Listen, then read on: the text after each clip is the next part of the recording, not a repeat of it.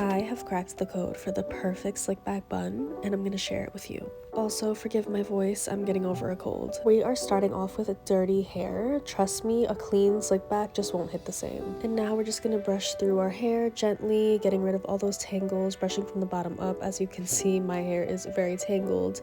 I'm using my bamboo brush by Braid's Hair Care. And now I'm grabbing my spray bottle and I'm gonna wet my hair to prep it for the next step.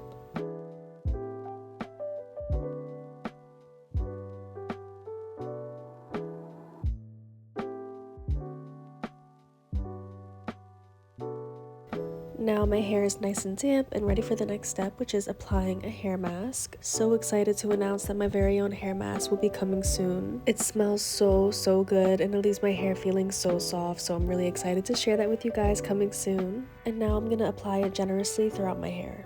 Using a hair mask for slick back styles is the ultimate hair hack because it doesn't leave your hair feeling crunchy or anything like using gel, and it just feels so soft after taking out the slick back style.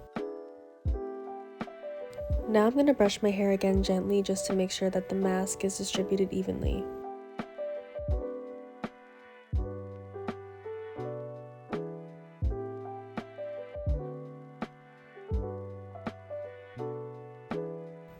And now we're going to get ready for the bun, so I'm brushing all my hair back because I'm going for a no middle part look, which I've been feeling a lot lately. But if you want a middle part or any kind of part, this is the time where you would do it.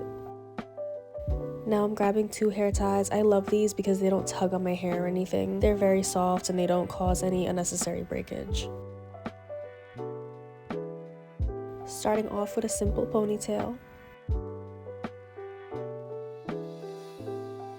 This part is optional, but I always like to add a little bit of hair oil to my ends. It doesn't add anything to the style, but it does add to your hair. I always like to protect my ends a little extra. And now we're gonna twist and wrap into our bun, and this is really the key. Don't twist like your life depends on it. Just give it a little twist and then wrap. This is what gives that full ballerina extra volume looking bun.